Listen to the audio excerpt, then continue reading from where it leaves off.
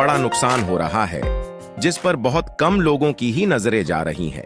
दरअसल भारत के पड़ोसी देश बांग्लादेश में ऐसी घटनाएं घटित हो रही हैं जो आपको भी सोचने पर मजबूर कर देगी। और इसके कारण न सिर्फ बांग्लादेश में उथल-पुथल देखने को मिल रही है, बल्कि बांग्लादेश की कुछ गलतियों के कारण भारत को बहुत बड़ा नुकसान उठाना पड़ रहा है। क्योंकि पिछले 1-2 महीनों से बांग्लादेश में काफी ज्यादा क्राइसिस देखने को मिल रहा है और हाल ही में खबर निकल कर आ रही है कि भारत के जो डोमेस्टिक एक्सपोर्टर है, उन्हें अपना सामान बांग्लादेश में भेजने में कई दिक्कतों का सामना करना पड़ा है, जिससे भारत के ज्यादातर एक्सपोर्टर का सामान ना के बराबर बांग्लादेश में एक्सपोर्ट हो पा रहा है। यहां तक भारत के द्वारा जिन फूड प्रोडक्ट का एक्सपोर्ट बांग्लादेश में किया जा रहा था, उन्हें अब आसानी से एंट्री नहीं मिल पा रही है, जिससे जल्दी खराब होने वाले फूड प्रोडक्ट एक्सपायर हो रहे हैं और भारत की कंपनियां घाटे में जा रही हैं। और यह स्थिति हाल ही में और भी ज्यादा गंभीर हो गई जब 5 अगस्त को बांग्लादेश की पीएम शेख हसीना अपने देश को छोड़कर भाग चुकी है और उन्होंने अपने पद से रिजाइन दे दिया है। पूरी खबर क्या है, विस्तार से चर्चा करेंगे, लेकिन आगे बढ़ने से पहले इस वीडियो को एक लाइक करके चैनल को सब्सक्राइब जरूर कर लीजिए, क्योंकि यह आपके लिए तो 1 सेकंड का काम है, लेकिन इससे हमारी काफी बड़ी मदद होती है। दरअसल पिछले कुछ महीनों से दुनिया भर के देशों की नजरें भारत और बांग्लादेश के रिश्ते को तोड़ने पर टिकी हुई थीं, जिसमें अमेरिका, चीन और इसके अलावा पाकिस्तान का बहुत बड़ा हाथ है। यह तीनों देश मिलकर भारत और बांग्लादेश के बीच द्विपक्षीय व्यापार और आर्थिक संबंधों को देखकर पूरी तरह से परेशान थे। इसलिए यह बांग्लादेश में शेख हसीना की सरकार को गिराना चाहते थे, ताकि भारत और बांग्लादेश के बीच रिश्ते में दरार आ जाए और भारत जो दूसरे देशों के साथ साथ श्रीलंका, बांग्लादेश और भूटान को धीरे धीरे कंट्रोल में लेकर वैश्विक बाजार में सबसे तेजी के साथ आगे बढ़ रहा है, वहां पर भारत पीछे हट जाए। हालांकि यहां पर भारत के लिए इन देशों ने जो चाल चली, वहां पर यह लोग सफल हो गए हैं और हाल ही में खबर निकलकर आ रही है कि बांग्लादेश की पीएम शेख हसीना बांग्लादेश को छोड़कर अपने हेलीकॉप्टर से भाग चुकी है और उन्होंने अपने प्रधानमंत्री पद से मजबूरन खुद रिजाइन दे दिया है। भारत के लिए इतनी ज्यादा बुरी खबर है, इसका अंदाजा आपको इस वीडियो में आगे पता चलने वाला है, क्योंकि जब से बांग्लादेश में विरोध प्रदर्शन हो रहा था, तब से भारत की कई कंपनियां काफी ज्यादा नुकसान उठा रही हैं और भारत का जो बांग्लादेश के साथ बायलैटरल ट्रेड और स्ट्रैटेजिक रिलेशन था, वह धीरे धीरे कमजोर होना शुरू हो गया था। लेकिन इसका और भी ज्यादा बुरा इम्पैक्ट भारत पर पड़ रहा है। बांग्लादेश के पीएम आवास में जबरदस्त दंगों के बीच में हसीना शेख को हेलीकॉप्टर पर बैठकर जल्द से जल्द भागना पड़ा। इस बीच अचानक पीएम आवास में 20 लाख से ज्यादा लोगों की भीड़ इकट्ठा हो गई थी। इसके बाद यह हेलीकॉप्टर त्रिपुरा के अगरतला में उतर गया और भारत के द्वारा इन्हें पूरी तरह से सुरक्षा दी जा रही है। आपको बता दें कि बांग्लादेश में जो कुछ भी हो रहा है, इसका निशाना शेख हसीना नहीं बल्कि भारत है, क्योंकि बांग्लादेश में ठीक वही हो रहा है जो पिछले साल श्रीलंका में हुआ था। लेकिन ये हालात श्रीलंका से भी ज्यादा बदतर होते जा रहे हैं। दरअसल हमने आपको पहले ही बताया कि बांग्लादेश में 3 देशों के द्वारा भारत के खिलाफ एक बहुत ही बड़ा षड्यंत्र चल रहा है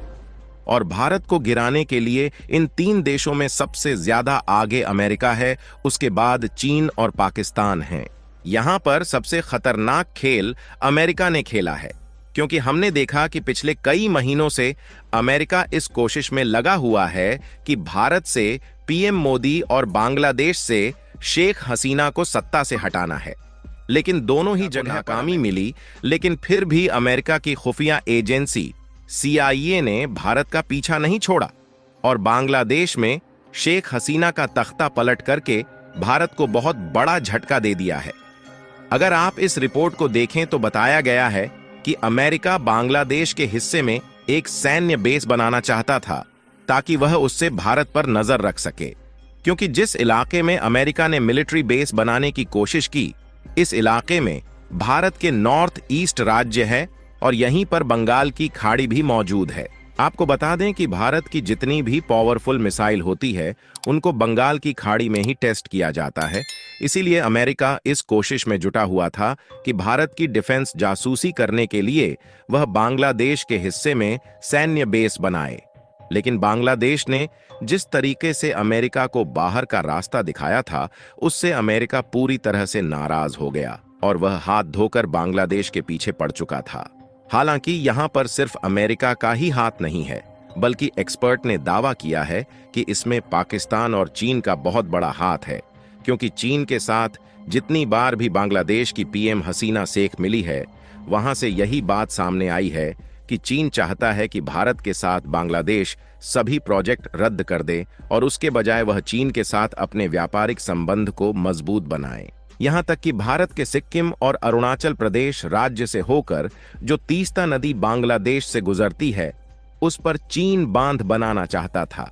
जिसके लिए चीन ने बांग्लादेश को कई बार ऑफर दिया कि वह बहुत कम लागत में इसे खुद बनाएंगे।